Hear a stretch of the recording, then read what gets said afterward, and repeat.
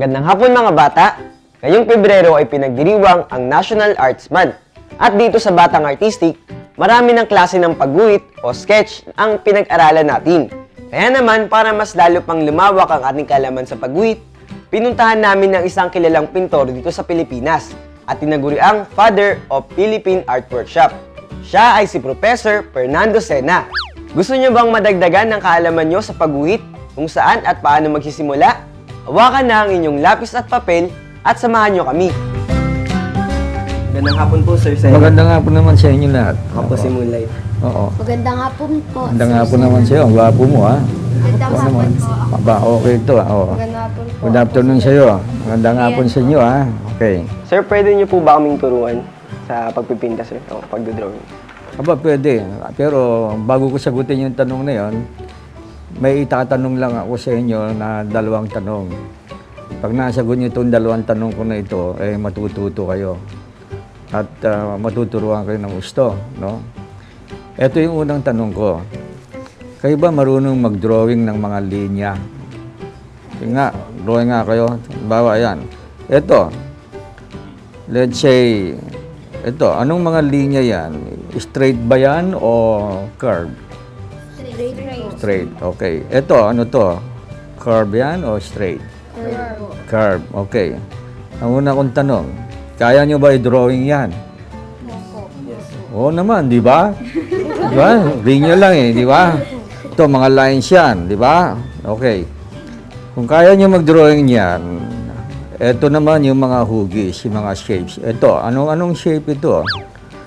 Anong shape ito? Rectangle. Sabay-sabay ha? Ito, anong shape ito? Square. Ito. Triangle. O, ito, anong shape yan? Circle. Ito, anong shape yan? Oblong. Okay. Ang pangalawang tanong ko, kaya nyo ba i-drawing yan? Opo. Yes, sir. Sigurado kayo? Opo. Ha? Okay. Ibig sabihin yan, kung kaya nyo mag-drawing ng mga linya, madodrawing din nyo ang mga shape. Kasi ang bawat shape, gumagamit ng linya. Halimbawa, ito rectangle. Nasaan yung linya rito? Nasaan yung linya rito na ginamit ko sa rectangle? Turo mo nga dyan. Ito po. Ayun. Very good, ha? Ito naman triangle. Nasaan yung linya ginamit ko rito? Ba, galing mo. Congratulations, ha? Ha? Okay. So, kung kaya nyo mag-drawing ng mga linya, madodrawing din ninyo ang mga shape. Kasi ang mga shape, gumagamit ng linya. Di ba? Ngayon, kung kaya naman nyo mag-drawing ng mga shapes, madodrawing na niyo lahat ang mga objects.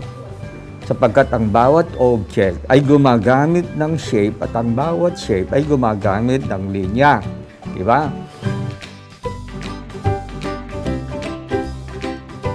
Ganun pala yun mga bata. Kung tayo ay magsisimula pa lamang gumuhit, mahalaga palang malaman natin ang pagtukoy sa mga linya at hugis. At dapat alam natin kung paano iguhit ang mga ito. Kaya ano pang hinihintay nyo? Mag-umpisa na tayong magsanay mga bata. Oops! Basic pa lang yan. Sa susunod ay pag-aaralan naman natin ang tamang paraan ng pag-i-sketch. At yan ay sa pagtuturo pa rin ni Professor Sena.